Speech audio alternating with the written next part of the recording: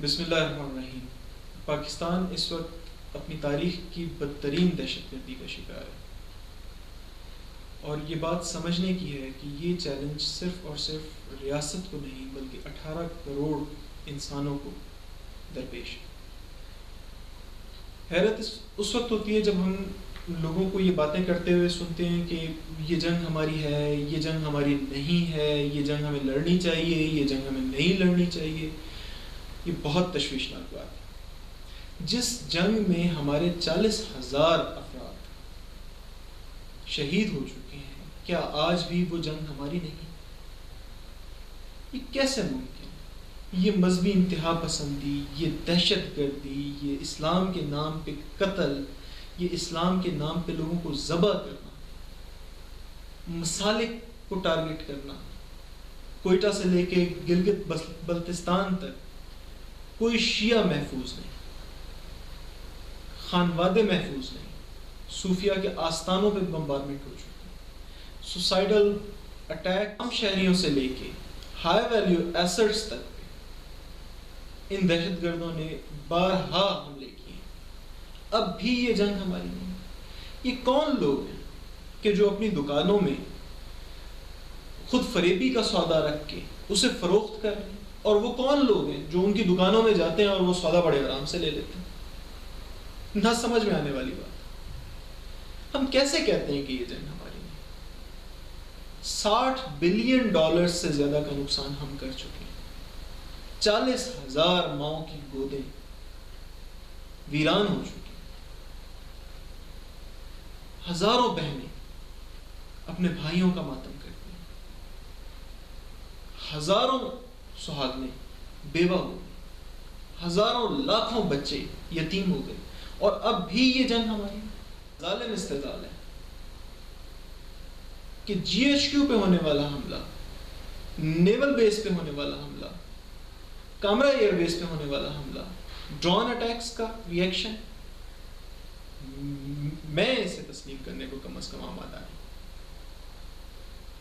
بڑی وضاحت سے پچھلے دنوں تحریک طالبان پاکستان کے ترجمان نے اس بات کا اعادہ کیا کہ اگر نیٹو فورسز افغانستان چھوڑ بھی دیں گی تب بھی ٹی ٹی پی کی جدوجہد جاری رہے گی تا وقت کہ وہ اپنے برانڈ کا اسلام پاکستان میں لاگو نہیں کر دیتے۔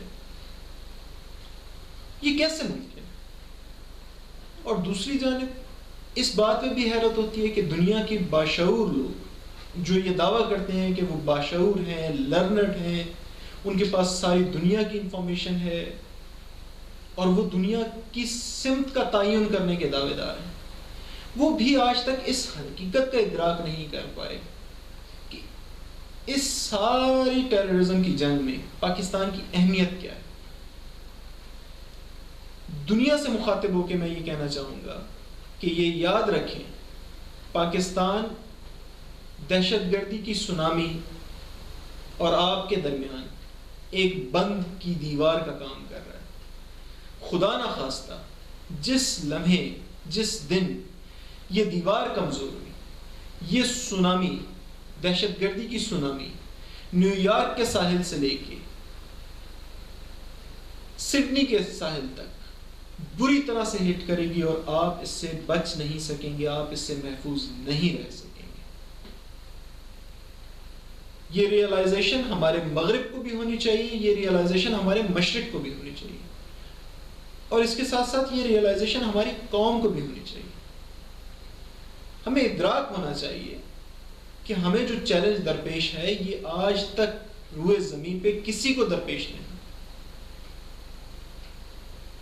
یہ خودکش حملے کرنے والے بچے 14 سال کے، 16 سال کے، 18 سال کے، وہ کون سا مائنڈ سیٹ ہے جو انہیں ٹیون کرتا ہے اور یہ اپنی جان خودکش حملے میں نچھاور کرنے پہ تیار ہو جاتے ہیں؟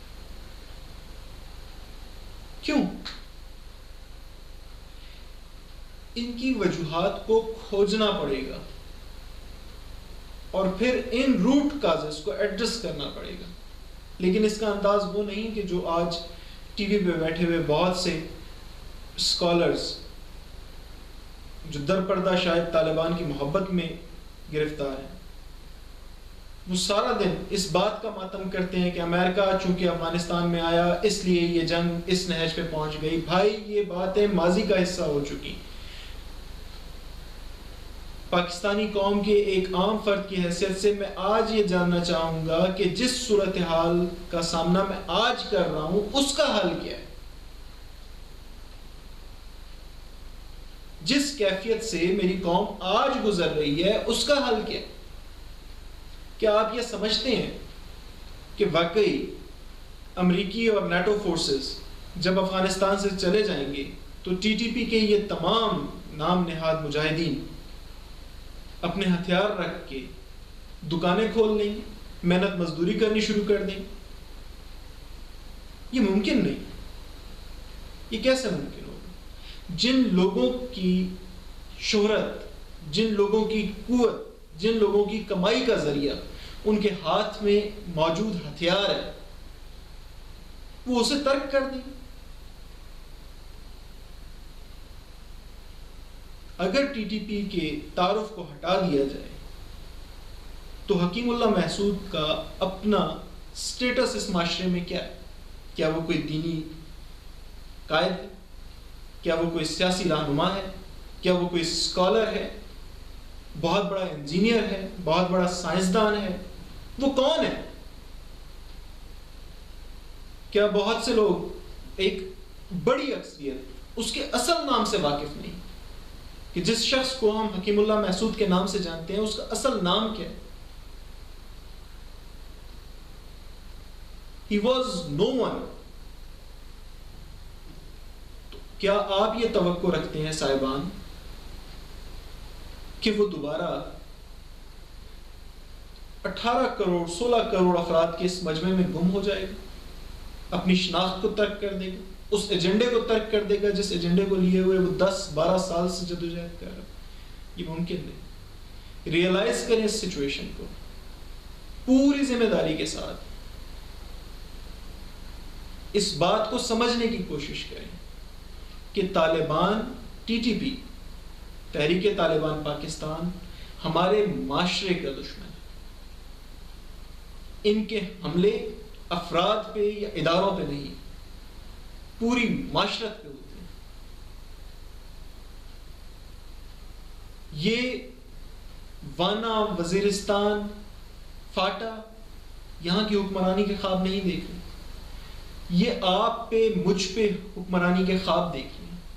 یہ اپنی برانڈ کا اسلام مجھ پہ لاگو کرنا چاہتے ہیں, اور اگر میں اس سے اختلاف کرنے کی جسارت کروں گا تو میرا انجام ہم سوات میں دیکھ چکے. کس بے دردی سے ان ظالموں نے اسلام کے نام پہ تکبیریں پڑھتے ہوئے معصوم لوگوں کے سر دھڑ سے قلم کیے, ہماری سرحدوں کے محافظوں کو اغوا کیا, ان کی لاشوں تک کی تذلیل کی. یہ کون لوگ ہیں؟ اور سب سے بڑا سوالیہ نشان ان کے سپورٹرز پہ آتا ہے,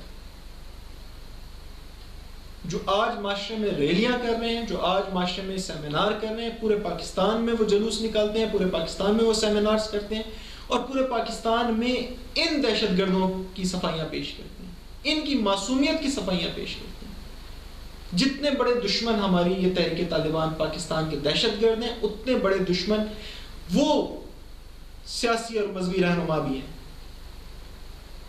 جو انہیں اخلاقی مدد فراہم کرتے ہیں. یہ وقت ہے اس بات کا کہ ہم طے کر لیں کہ ہم نے ان لوگوں کے ہاتھوں یرغمال بن کے اپنے مذہبی عقائد, اپنی اوقاف, اپنی روایات, اپنی سماجیات, اپنی معاشیات, اپنا پورا سوشل اسٹرکچر قربان کرنا ہے. اپنی مذہبی آزادی جو ہمیں ہمارے ملک کا آئین فراہم کرتا ہے, جو ہمارا بائی برتھ بیسک رائٹ ہے, قربان کرنا ہے. یہ اپنے عقائد اور اپنے نظریات کو اپنے سینے میں سنبھالتے ہوئے ان کے ہاتھوں ذبح ہوں